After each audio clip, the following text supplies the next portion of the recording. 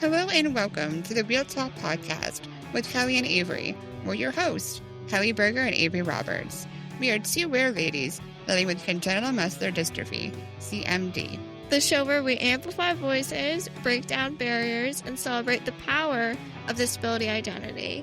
Whether you're living with a disability, supporting someone who is, or just here to learn, you're in the right place. Where wit, wisdom, and reels are all part of the party. So sit down with us. We're tearing down stereotypes, one reel at a time. It's a front row seat to bold conversations and the thriving disabled lifestyle, and we're ready to get gloriously uncomfortable. Let's get loud, proud, and empowered. Real power, real stories. Rare Disease Day is coming up. Everything turns zebra striped, social media posts go up, we get clapped for existing, but then March 1st happens. And then what?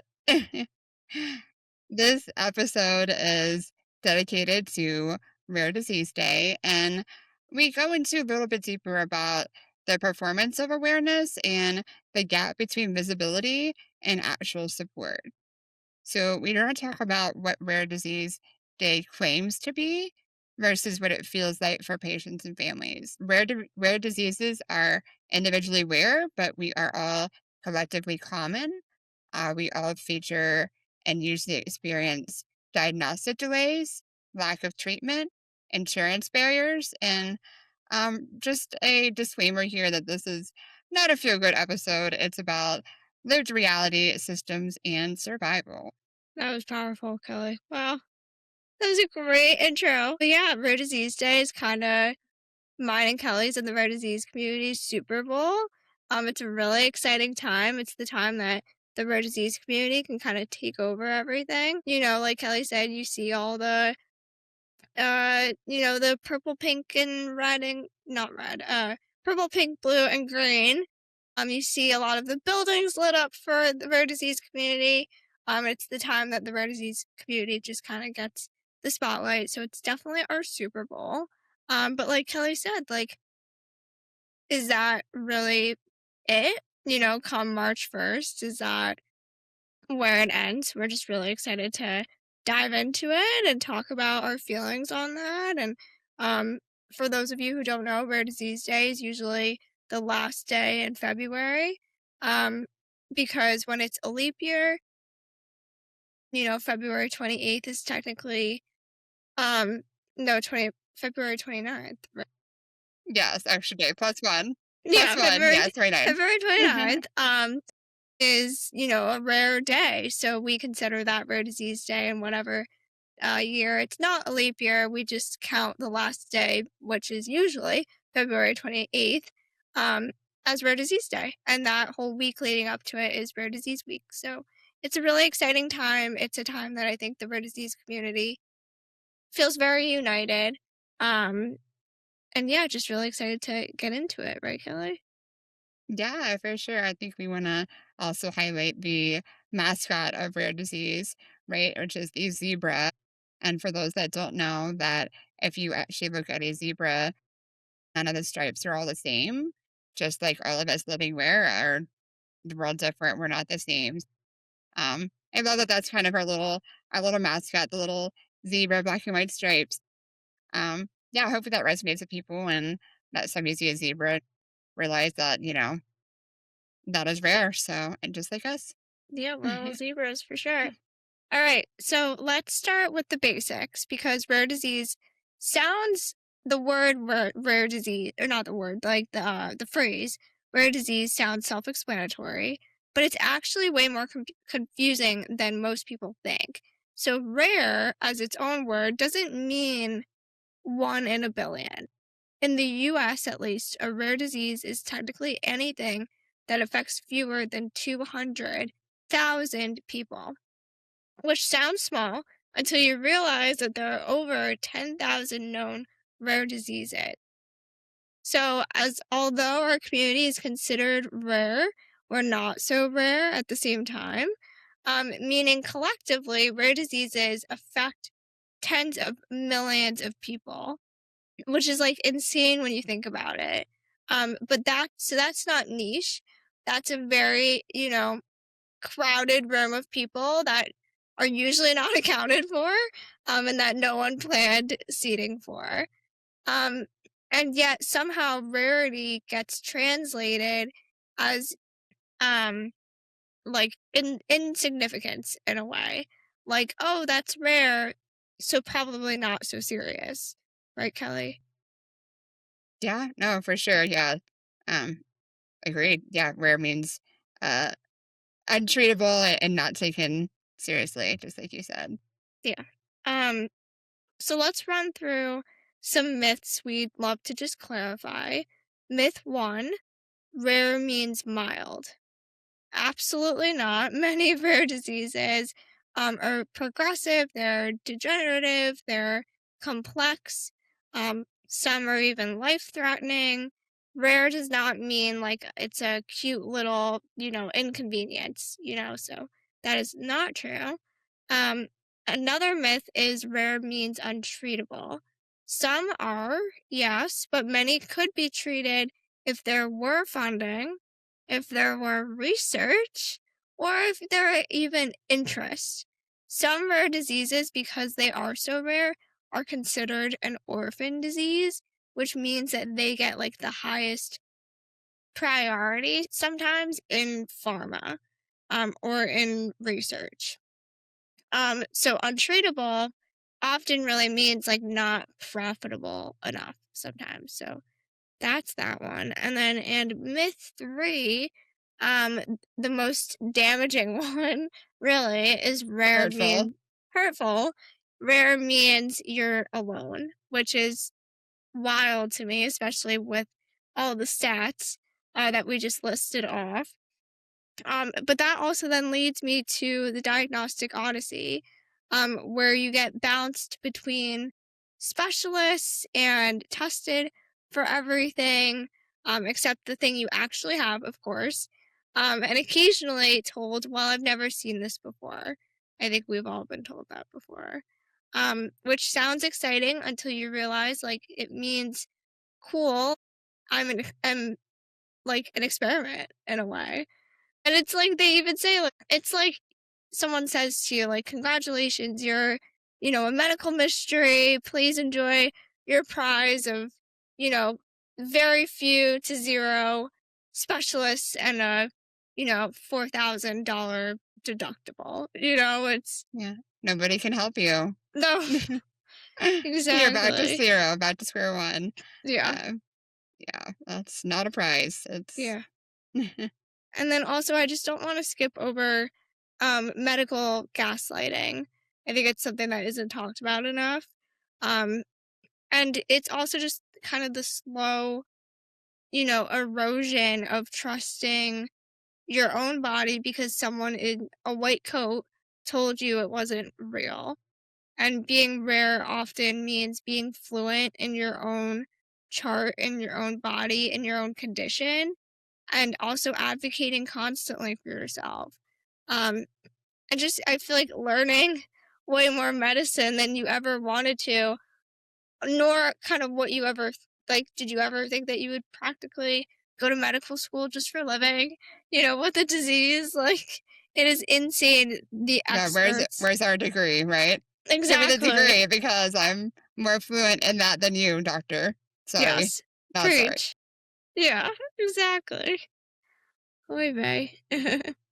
Yeah, I know me and you talk about or have shared a lot already on previous episodes about our lived experiences and personal stories, specifically our diagnostic odyssey one, which was before this. So yeah, I think it's just always the emotional labor of explaining your condition constantly over and over to new people, new specialists, or really just anyone. A lot of the key questions are, what do you think that most people get wrong, and what is the hardest part that no one really prepares you for? I think those are two things that we really can hone in on and resonate with. But yeah, I think a lot of it is just assumption based and just trying to loop people into categories because they present like this, or they think they've seen this before. But I know it's hard. I don't know. I am not a doctor, but I can imagine that that would be, you know, a pretty hard thing to try to always get right. So I try to be, sympathetic to that extent, having been misdiagnosed myself. So For sure, you definitely have it's that. hard. It's a hard line to have because it's Yeah, also like, but I am me and I want those answers. And yeah, yeah, exactly. You definitely have that lived experience. Um, let's talk about awareness. Awareness is a huge part of Rare Disease Day. Um, I feel like really the whole month of February too. And Kelly and I are true champions, and we champion awareness a lot and raising awareness. We've seen the impact of it. We think it's incredibly important. But I think we all, during the month of February, we get a lot of, raising awareness campaigns, whether that be lights or posts or hashtags or just even corporate logos turning to the Rare Disease Day colors purple, pink, green, and blue for 24 hours. But awareness without funding is just like vibes in a way. And vibes don't pay for research or treatment or, mobility devices like Helen and I are wheelchair users. They don't pay for caregivers. And sometimes, like, just kind of like who actually benefits from these awareness campaigns.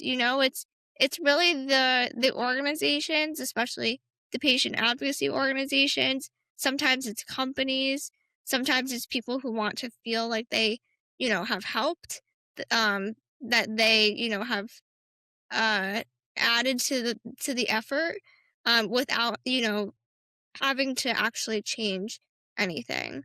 Um, and I don't know what you think, Kelly, but to me, I feel like awareness is supposed to lead to action. But too often it kind of stops at, wow, I didn't know that, and never turns into, wow, like, what needs to change? How can I help? How can I see this tangible action really come to life? You know? yeah, I think it's a lot of times turning awareness into caring, caring into actual action, which, like maybe fund research, fix insurance, and start to believe patients. Um that's one of the big things that we hope comes out of this. That awareness just doesn't stop for the actual Health Observance Day, that it goes beyond that, carries to the rest of the year, carries on forever ongoing, and we can, help get improved access and better treatments for many, all of rare conditions. I mean, come on, people. Yeah, what are we doing? Think we all know we can do better. Um, I think Be better. also, yes, be better, do better, all the things. I think also a common theme that will come out of this episode is we don't think that Rare Disease Day should just end on that day after that 24 hours, after the month of February. We think that that effort, that awareness should continue throughout the whole year because that's how we're going to see the change. Like, because, come March 1st, it's like nothing happened, like I feel like, It's like March Madness now. Nobody, yeah, nobody cares, right? Everybody's on to the next thing. But yeah, we want that to carry over indefinitely. yeah, It shouldn't just be a lead up, build up, and then that's that. The day's over, so we stop caring. Um, always care, yeah, always show up, always every, be there. yeah, The systems aren't going to change unless no, all of us are allies in this together. yeah. And, raise awareness and raise our voices and share our stories, show our stripes, as we say in the rare disease community during this time. Um, I think every day should be Rare Disease Day. I think that's really the truth. So, Yeah, and also you have to think about some of the intersectionalities and access, how a lot of us are very privileged, and um, kind of exploring the lens greater is how does race and gender and class and geography affect the way that you're treated? Does that diagnosis timeline is probably significantly greater? Maybe the quality of life is not as great because of that.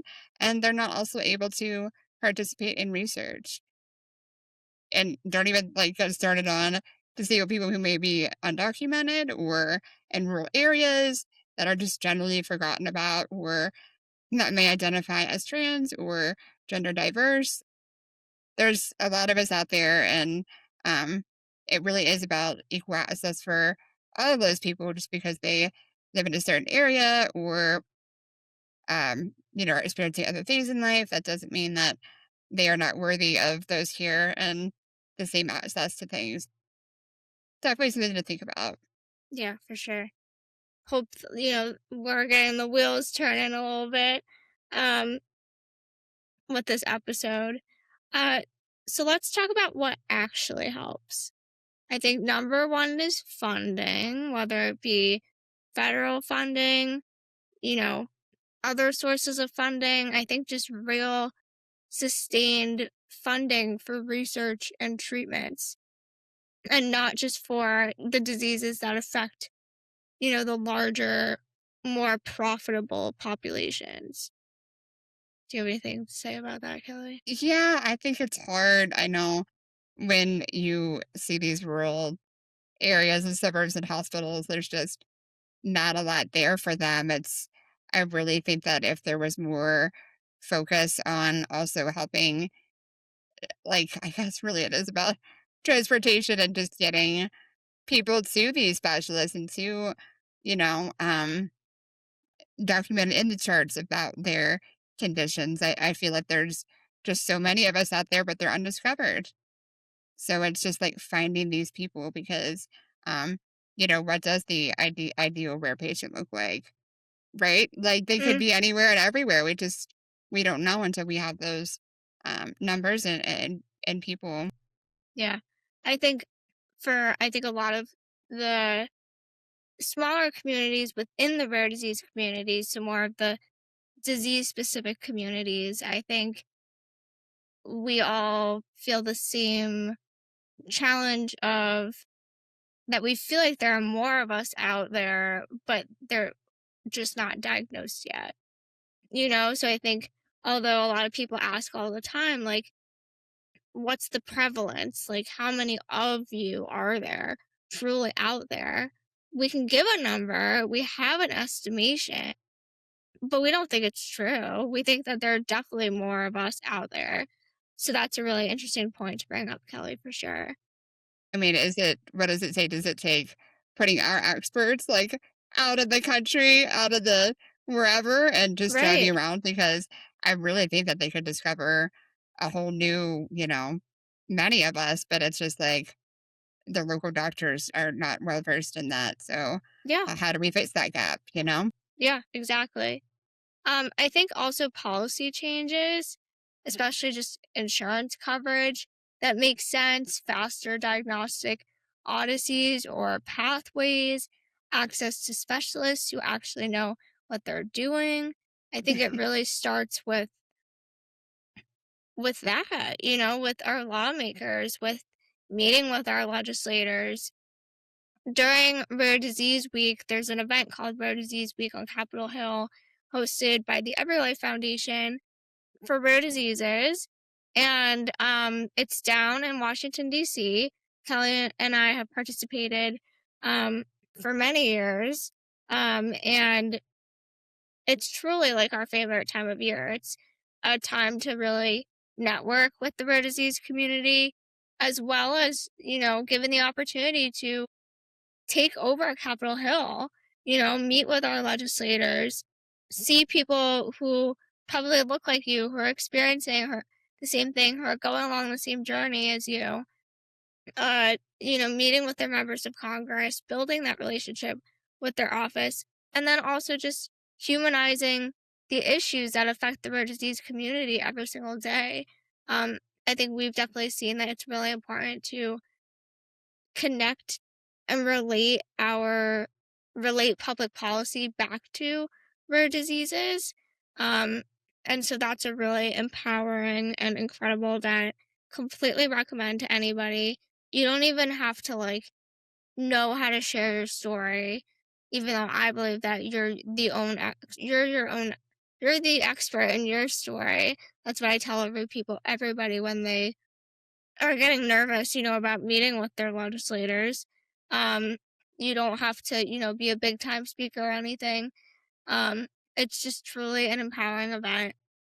Very cool. A really nice way to celebrate, Rare Disease Week with the rare disease community, and the larger one as well as a whole. And yeah, so Yes. if you haven't checked that out yet, we'll definitely put a link to that in the show notes. They host it annually, so even if you can't, make it this year, like hope to see you there soon. And it's just a really incredible, vehicle for change for sure. Yeah, shout out to Every Foundation for Rare Diseases for putting that on, and their rare disease legislative advocacy team.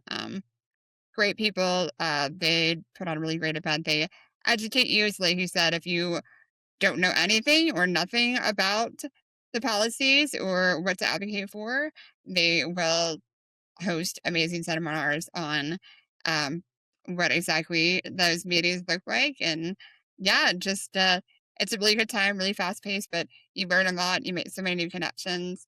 Definitely highly recommend for Yeah, sure. for sure. I think also something else that actually helps is paid caregivers. Um, disability benefits that people can actually survive on. Systems that don't punish you for needing help. Like we all want to contribute to society. Um, it's as simple as that, and yet these systems are kind of formed to either look at us as not humans, but as dollar signs. That's something that Kelly said before, and I think it's so true. Um, I think also the systems are set up to kind of make you fail, but we deserve these benefits. Um, and they put you in poverty, basically. I mean, there's no other way to kind of say it, right, Kelly? Yeah, I think, going and showing up and being like, I am the human behind these dollar signs, and this is what I need. This is what I'm trying to get approved. This is what this actually means, and showing up to prove that there is a human behind this. That's what's powerful. That's what's going to help create this change. And yeah, I know it's sad that we're just considered numbers and statistics or patient XYZ when it's like, no, this is actually a human that deserves the exact same things in life as everyone else. Exactly. I think also flexible workplaces, like remote options, understanding that productivity doesn't necessarily look the same when you're living with a disability. Um, I think also patient led advocacy and research is really important because no one understands rare diseases better than the people who actually live this life, every single day, who live in these bodies. Um, so yeah, I think if you're listening to um this episode and you don't live with a rare disease, like here's what helps. We just listed it out for you.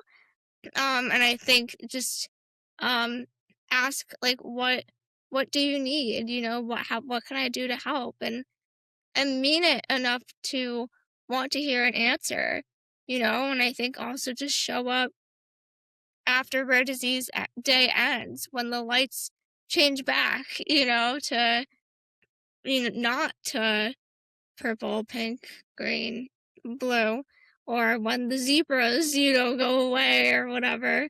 Um, when the hashtags stop trending, and so I think that that's where we need you. Be an ally. You don't have to live with the rare disease to be an ally with our community. We want to see you March 1st. right? Yes. I want to see who's there March 1st. Yeah. Will you be there? Will you be there? Please support us beyond just the awareness day. Um, so as we wrap up here, just know that we are more than a statistic, but statistics do still matter. Rare Disease Day should be a starting point and not a performance. Remember, we want to see action and not just pretending for the sake of the observance. So just some call to actions for our listeners there that want to help and want to support. Support these patient-led organizations, those that are helping push Rare Disease Day and action. Share resources, not just hashtags. You know, if you want to really help others out there, that's resources are our best friends. We need all the help Mhm. and support that we can. Um, yeah, and then just keep listening. Keep listening to everybody's story and those that are aware. So it starts there. Yeah. It starts with all of us, you know? So no copy necessary, just do better. Thank you so much for tuning in to this inclusive space where disability radiates and every listen helps amplify disabled voices that deserve to be heard. We're so grateful you're on this journey with us. We share real stories, honest conversations, and expert insights that challenge misconceptions. Because disability doesn't define us, it's just a different way of experiencing the world. Your support keeps this beautifully disabled, slightly chaotic show rolling. You are truly the real MVPs. We have power, real stories.